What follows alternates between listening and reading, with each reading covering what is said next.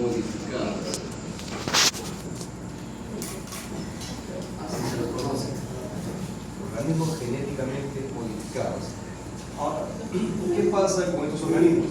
Normalmente lo que se hizo a través de la ciencia era prácticamente tratar de sacar unas características propias de un organismo y pasarlas a otras, ¿no? Por ejemplo, vamos a considerar unas frutas más comerciales y el uso, por ejemplo, en la variedad que hay en San Martín, en una yuca, vamos a decir, de la sierra, la planta, y lo que vendría a ser de la selva. ¿Ya?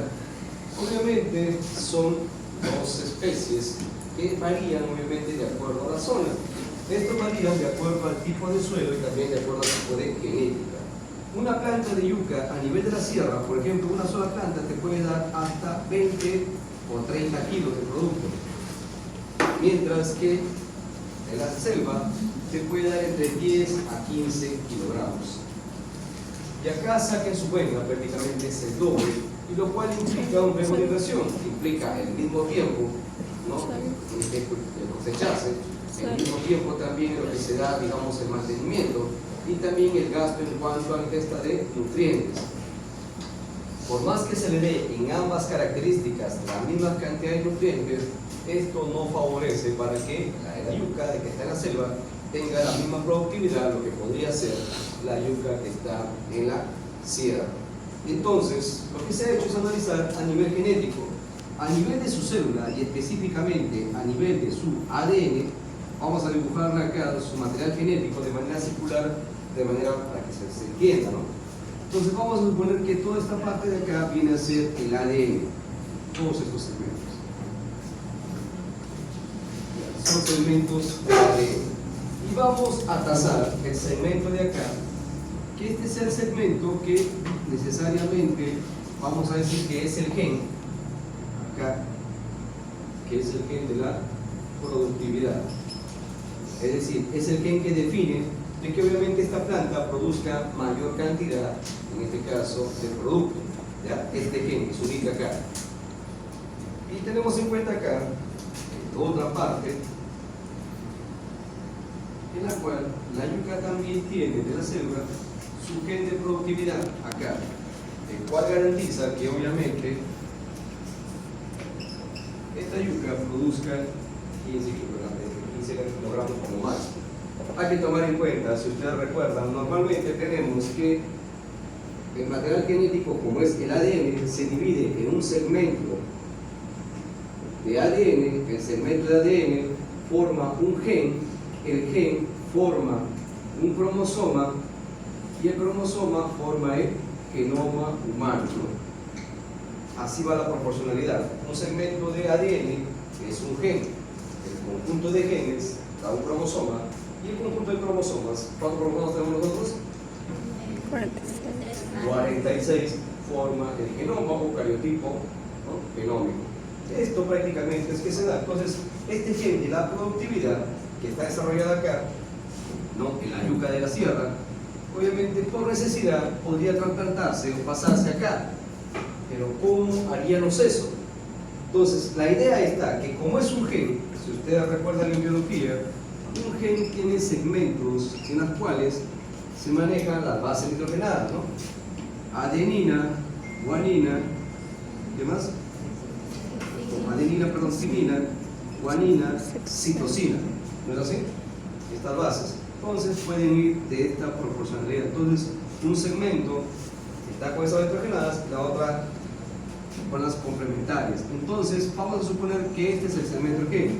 Entonces, la idea es cortar este segmento de gen y llevarle a esta planta, a estas células. Entonces, la intención era quitarla de acá, pero hay un detalle. Hasta ahora, digamos, científicamente no se puede hacer, digamos, una precisión exacta de poder cortar y llevar, porque aparentemente en el transcurso de cortar y llevar puede provocar de que se invalide el segmento de ADN. Entonces, ¿qué se tuvo como mejor idea? Utilizar lo que vendría a ser un segmento de ADN viral, que es lo que se conoce como los bacteriófagos. Los bacteriófagos son segmentos de ADN viral que se encuentran dentro de una bacteria. Sirve obviamente para el proceso de mejora de una bacteria genéticamente. Entonces, lo que se ha hecho es coger un segmento de un virus de ADN que tenga la misma base complementaria de esta. Entonces, ¿qué sucede? Cuando esta célula se divide por proceso mitótico normal, estas cadenas se separan. Entonces, al momento de separarse, vamos a suponer que se separa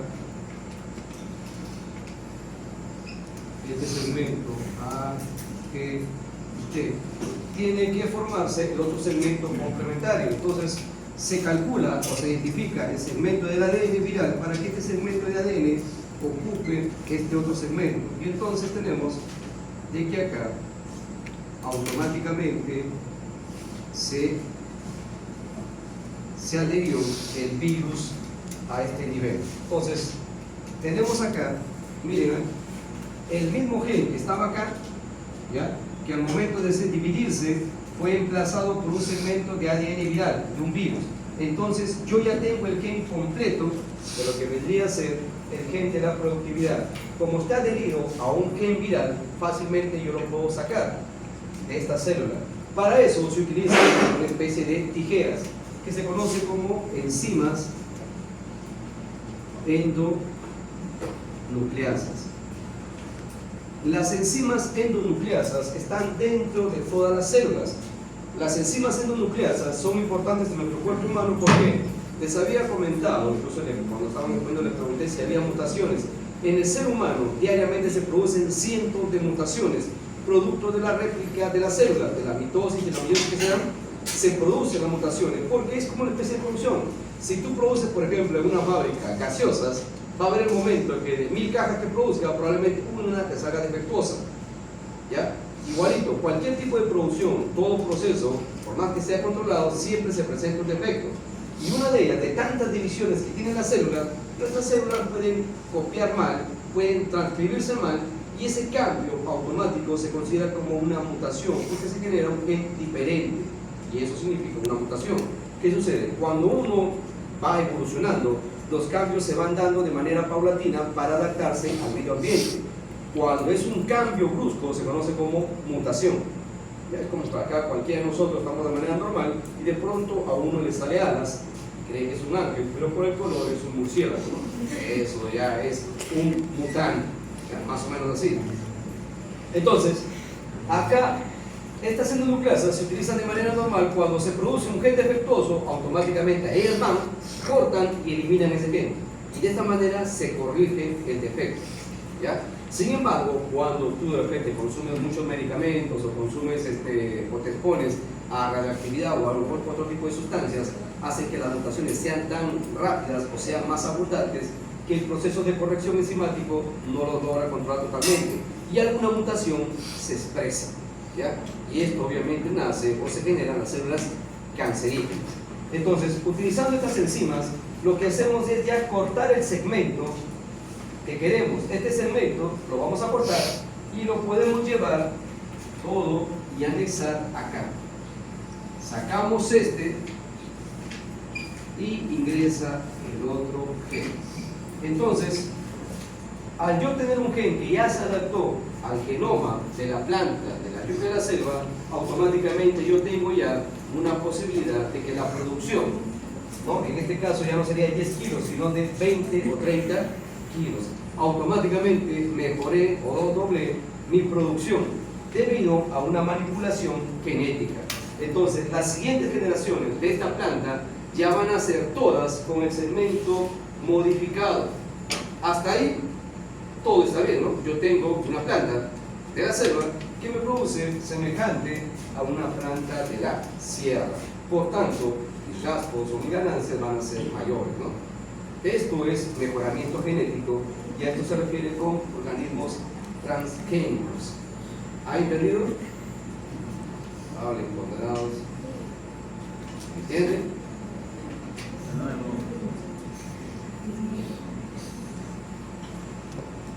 Pero de acuerdo a las variaciones genéticas que se dan por especies, esto hace que una que se cultiva en la sierra presente mayor productividad cuando se investiga los genes, encontramos un gen de mayor productividad en esta planta. Y también investigamos un gen de mayor productividad en la planta de la selva. Y vemos de que genéticamente este tiene la capacidad de producir máximo 15 kilos y esta tiene la capacidad de producir 30 kilos.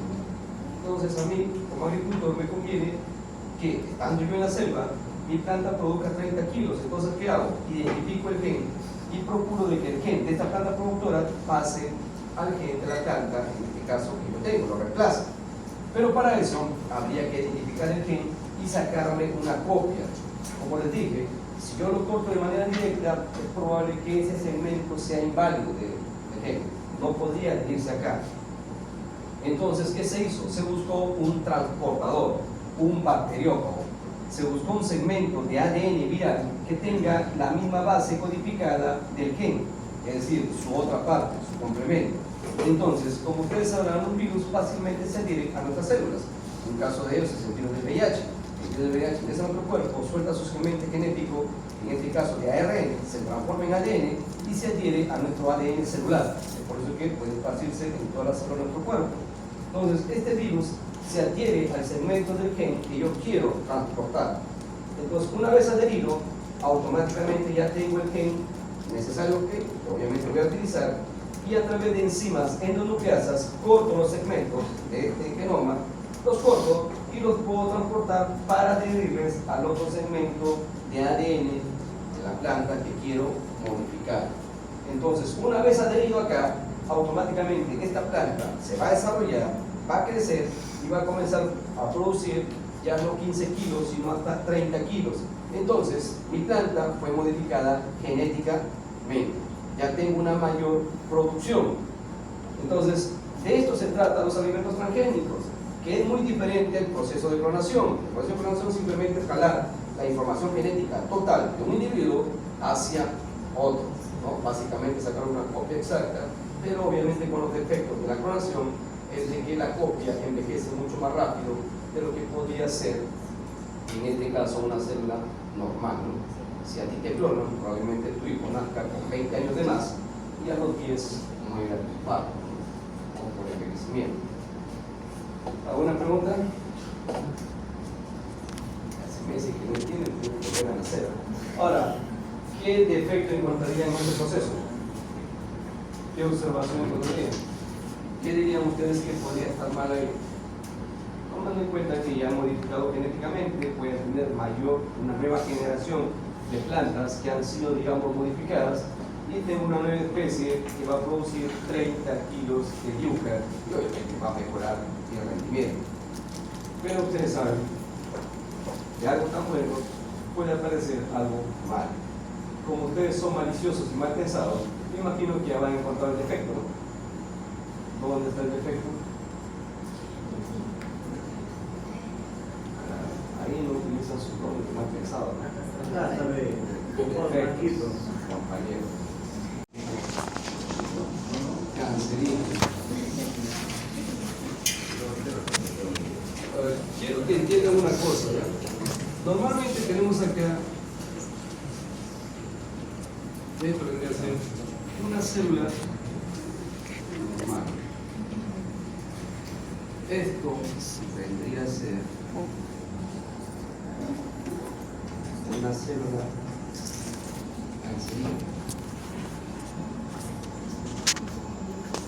Aparentemente, como ustedes verán, una célula cancerígena es la misma que una célula normal. Tiene la misma composición, membrana celular, núcleo, lo que sea. Tiene lo mismo. ¿Ya? ¿Qué es lo que sucede? En este caso, por ejemplo, una célula normal tiene un metabolismo, vamos a decir, que de lo que consume, de su metabolismo, de lo que hace, genera una energía, vamos a decir, del 25%. ¿Ya? De lo que come, el 25% lo asimila. Una célula normal sufre el proceso conocido como apoptosis, que significa muerte celular programada. ¿Ya? Una célula normal tiene una función y forma definida. Estructuralmente es una célula eucariota común y silvestre, por todo su material genético. Ahora, esta se divide de manera organizada. ¿Qué significa esto? De que si tiene que dividirse, por ejemplo, una célula epitelial se genera cada 4 o 5 días, va a morir y se va, digamos, recuperando por otras que vienen tras de ella, ¿no? Vamos a decir que se renueva. Las células, por ejemplo, como los glóbulos rojos, estos obviamente se renuevan cada 120 días, que es el tiempo que dura un glóbulo rojo. Entonces, estas células, una célula normal, cumple estas características. Siendo esta, vamos a decir, igual que esta, sin embargo, llegado un momento, por X factores, una célula cancerígena presenta un metabolismo que genera energía en un 85%. Es decir, de lo que come, un 85% más genera energía. No presenta apoptosis. Es decir, son inmortales. Otra característica, presenta función y forma variada. Y por último, presenta descontrol en su división celular. De la noche a la mañana, una célula que tenía un metabolismo normal de 25%, llegado un momento asimila un 85%, es decir, más eficiente. Es como que tú, para tú estar bien todo el día, tienes que comer mínimo 3 veces al día. ¿No es así? Sin embargo, esta célula solamente comería una vez al día y podría estar bien probablemente 2 días sin comer y no le pasa nada. Segundo punto, tú sabes que te vas a morir, ¿sí o no? ¿Sabes o no sabes? ¿Sabes cuándo? No. ¿Te preocupa eso? ¿Qué te va a preocupar? Hermano, quieres morir. El infierno está preocupado. No hay bacán. Entonces, las células, en este caso cancerígenas, no tienen, digamos, una definición de muerte, o sea, no se van a morir. Prácticamente su proceso de muerte celular no se da. Ellas siguen viviendo de manera descontrolada, no tienen un fin. Tercer punto, su función y forma, comenzando ya a cambiar, automáticamente cumplen más funciones de lo que deberían tener y su forma comienza a crecer y a ser mucho más grande que la que inicialmente era. Ahí es donde aparecen las famosas tumoraciones, ¿se acuerdan? Ustedes habrán escuchado que existe el tumor benigno y tumor maligno, ¿no? Eso de acuerdo al grado de división que tengan. Y la otra parte, que la división, en este caso, es descontrolada. ¿Por qué? ¿Ustedes han escuchado el proceso de metástasis? Sí. ¿Qué es metástasis? La expansión del cáncer. Metástasis es el proceso en el cual una célula cancerígena se esparce por todo el cuerpo. Entonces, presenta un proceso de división celular descontrolada. ¿Ya? Entonces, esto comienza a provocar de que un tipo de célula que inicialmente era normal comienza a provocar una desproporcionalidad porque asume funciones que no debe tener y desplaza a la otra y termina, vamos a decir, esta sobreviviendo y esta obviamente muriendo. Cuando se da un tratamiento para las llamadas quimioterapias, ¿no?, o medicamentos para eliminar la célula cancerígena, ¿cómo sería ahí? Automáticamente los medicamentos que hoy en día se tienden matan a las dos, tanto la célula buena como la célula mala. Y si estamos hablando de ataques, ¿cuál creen que resistiría más? ¿La normal o la mutante? La mutante. Es por eso que un tratamiento de cáncer, vamos a decir, normalmente si es a nivel tumoración, lo ideal es extirpar la tumoración. Dar un tratamiento implicaría tratar a todas las células y ahí se encarga de la resistencia. Por ende, y por lógica, la célula cancerígena va a resistir más rápido, va a resistir más tiempo a lo que podría resistir una célula normal. Es por eso que las personas con tratamiento de cáncer normalmente suelen morir, ¿no? Porque obviamente su cuerpo muchas veces no tolera, porque el hecho de que te digan cáncer automáticamente cambia tu estado de ánimo. Por eso que siempre dicen que las personas que tienen cáncer tienen que estar, vamos a decir, automáticamente con actitud positiva, porque eso también ayuda a la generación de nuevas defensas, ¿no? Obviamente eso no es fácil de entender. Pero como ven, es muy difícil tratar a una célula cancerígena. ¿Se dan cuenta?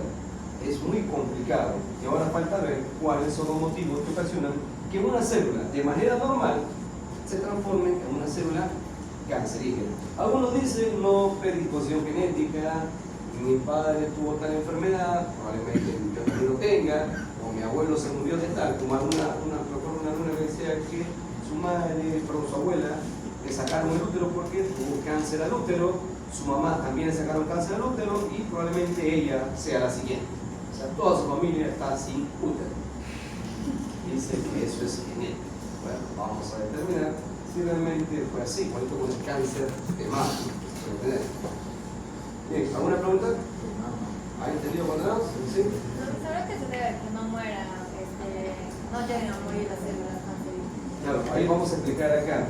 Ellos modifican un segmento que se conoce de una enzima llamada caspasa que controla el proceso de envejecimiento celular. Nuestras células se envejecen cada vez que se dividen. Ese detalle. Por ejemplo, aquellas que paran haciéndose peeling en la piel, tratando de recordar, sacar células muertas y poner las nuevas, lo que están es acelerando su envejecimiento celular. Si ustedes se dan cuenta, nosotros acá, que somos peruanos, que todos somos cholos, eso no tiene mucho que ver, porque nosotros no somos puros, somos cholos, una mezcla prácticamente genoma humano. Si les conté, creo que a nivel mundial hemos hecho estudios de genoma humano, y en Sudamérica es donde más han peleado, porque si yo hago un estudio de genoma humano de los cromosomas de un alemán, la gran mayoría son blancos, sé que están sus genes. Voy a Rusia, sé que están sus genes. Es más, voy a África, ahí están sus genes, todos son negros, morados, ahí están sus genes. Voy a China, todos son chinitos, toda esa vaina. Vienen acá al Perú. ¿Tus genes quién encontramos? ADN, chino, blanco, negro, white. Entonces, esto hace que nuestra propia piel, incluso la gran mayoría de peruanos, tiene la piel grasosa. Y la gente lo toma como un defecto. No, nuestra piel grasosa es debido a que los antiguos, los chicas, los incas, estaban expuestos al sol. La grasa era una forma de proteger la piel. Esos son los rezagos que nos han creado como defensa contra ese tipo de factores climáticos. No le puedes cambiar eso. En los incas todos tenían pelo y no tenían barba. La barba vino por parte de los europeos. Nosotros no teníamos enfermedades virales, los europeos no trajeron eso. Entonces se ha ido como que adaptando, ¿no? Hay algunas personas que incluso tratan de rasparse bien la piel para ser blancos, porque para estar en otro level, ¿no? Piensan que son negritos porque no se bañan. No. Eso es por raza. Factores ambientales, como el caso, un factor físico como los rayos ultravioleta, tenemos la radioactividad. Tenemos también una célula cancerígena. Vamos a ver, por ejemplo, lo más común que apareció en los 80, que era el cáncer de piel. Tenemos acá unas células epiteliales. Tenemos por la parte baja lo que vendría a ser la membrana basal. Como ustedes sabrán, normalmente por acá están los vasos sanguíneos, los cuales a través de la membrana basal comienza a irrigar, en este caso, ¿no?, para que los nutrientes lleguen a las células. Entonces, ¿qué sucede? La sangre comienza a abastecer de nutrientes a toda la parte de la piel, a nivel subcutáneo, ¿no? Si irriga, se alimenta bien. Pero como ustedes sabrán, la piel está expuesta al sol. Si ustedes tienen por referencia, tenemos a los llamados rayos ultravioleta. Los rayos ultravioleta obviamente llegan hacia la piel y comienzan obviamente a dañar. ¿Qué hace el cuerpo de manera genética, de manera normal? Automáticamente, para evitar de que los rayos ultravioleta penetren a la célula y dañen su material genético, lo que ordena la propia célula es generar un pigmento. ¿Cómo se llama el pigmento? ¿Cómo se llama el pigmento de la piel? La melanina.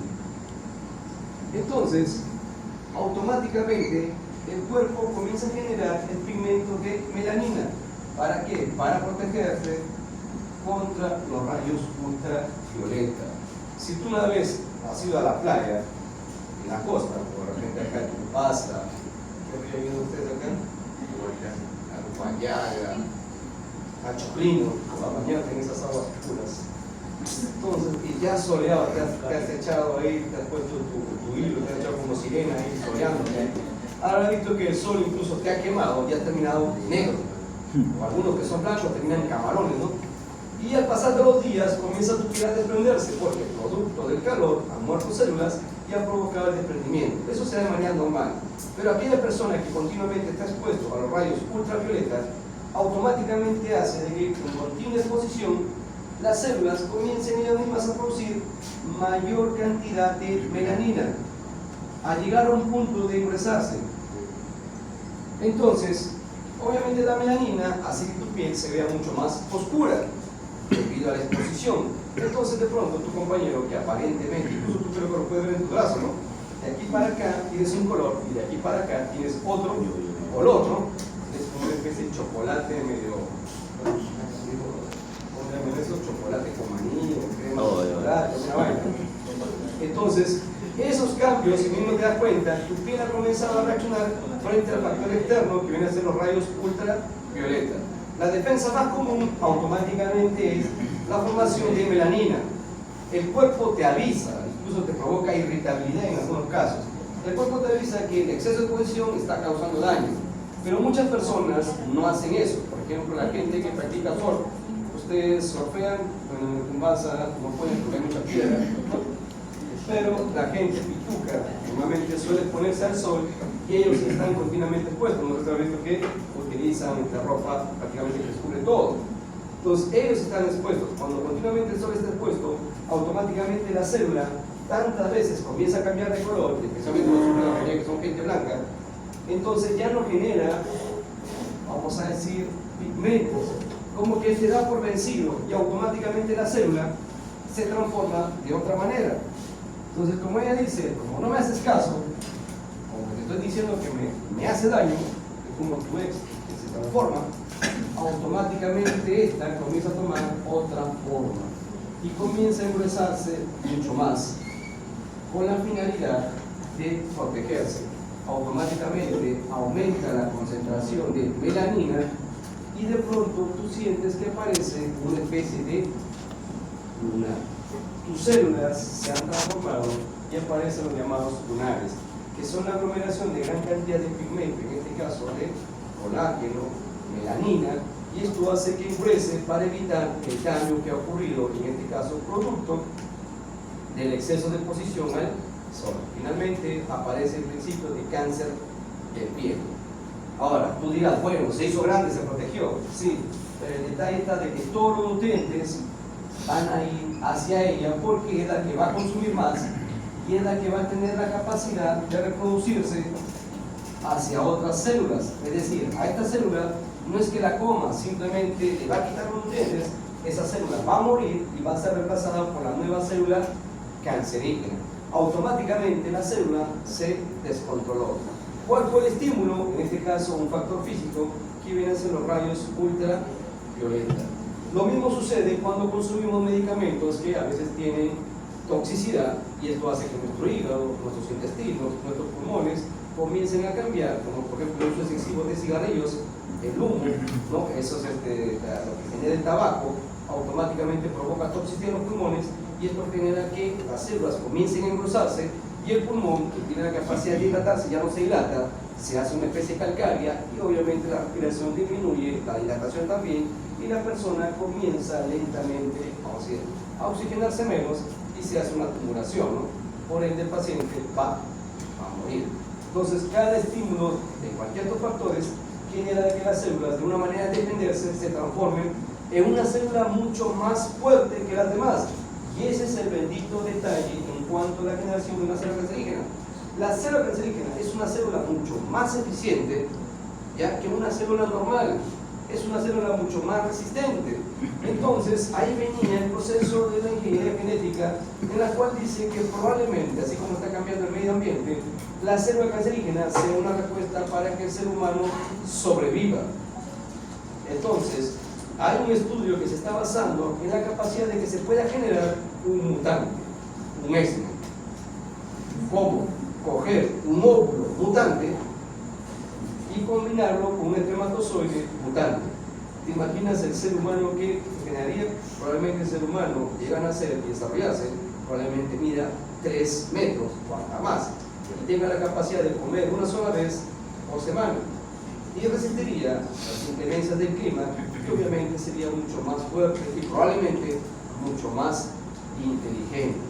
Que esa es una referencia, porque si hacemos el estudio genético de una célula cancerígena, es igual, pero tiene mayor eficiencia y resistencia. El detalle está que como esta se está creciendo de manera desordenada, comienza a quitarle los nutrientes a otras células y a quitarle funciones a otras células, y por ende las otras células se ven desplazadas y tienden a morir más rápida que una célula cancerígena. Y es por eso que el cáncer, cuando no lo puedes controlar esas células, te mueres. Y esa es la consecuencia. ¿Alguna pregunta? ¿Han entendido? ¿Ya saben de qué van a morir? Y falta el cerebro por estudiar bioquímica. ¿Ya puedo borrar? De los superiores, inferiores, normalmente tenemos acá un segmento conocido como satélite. Este segmento de satélite que está en la parte superior del cromosoma, este es el que prácticamente determina el envejecimiento celular. Cuando esta célula provoca o se da una división celular, este segmento se va disminuyendo. Nuevamente se produce otra división, finalmente otra, y finalmente ya no se dice más y por tanto muere. Entonces, lo que han hecho los científicos es tratar de descubrir cómo es que este segmento no se puede desgastar para que esté programado, vamos a decir, una vida eterna, ¿no? Sin embargo, las células cancerígenas han logrado detener el desgaste de este segmento a través de una enzima conocida como caspasas. Entonces, se logra detener el envejecimiento celular, por tanto, esas células se vuelven inmortales. Recuerden que desde la antigüedad se trató de buscar o mantener la inmortalidad. ¿Se acuerdan de Ponce de León, que vino a la selva y trató de buscar supuestamente el agua de la juventud? Se envejeció buscando y se murió. No lo encontró. ¿No? Son historias que se han ido dando desde la antigüedad de los europeos, desde, digamos, de la época de Aristóteles. El hecho de que permanezcas joven supuestamente indicaba salud y obviamente carnidad. El problema está, ¿sería bueno que tú seas eterno? ¿Te imaginas tú seas el único eterno, hermano? Estamos muertos y tú, ¿qué vas a mandar? No, yo conocí a Tahualpa. Le dije que no vendiera el oro, que no lo regalara, que no mata a su hermano. Yo le dije, Diosito te va a castigar. No me hizo caso. ¿A quién vas a contar eso? No vas a pasar de morir a tu madre, a tu padre. Además, ¿quién te va a querer ver todo el tiempo? Lo peor, ¿quién te va a aguantar? Pero bueno. Entonces, los científicos están buscando la manera de detener esto. O sea, que una célula cancerígena, sí lo ha hecho, detiene el desgaste del satélite y por ende ellas pueden ser unas células eternamente jóvenes. Y obviamente por ende, por ser jóvenes, son mucho más eficientes. Nosotros no, nosotros nacemos con un código genético en el cual nos dice, por ejemplo, cuando tú naces, supuestamente derivado de tu mamá muy de embarazo, y ha sido hijo deseado, así que tu mamá habrá tomado su ricocan con leche, ¿no? Su ácido fólico, cosa que tú has nacido rosadito, lindo, blanquito, y todos cuando te han visto nacer sano, pesando 3 kilos, han dicho, esta bebé va a vivir 100 años. Pero luego has crecido, te has vuelto alcohólica, despechada, ¿no? Amargada, por tanto tu tiempo de vida se acorte, probablemente cumplas 25 años o más, porque ahí te saliendo, te atropella una combi o un motocar, chambea, ¿no? Y te mueres.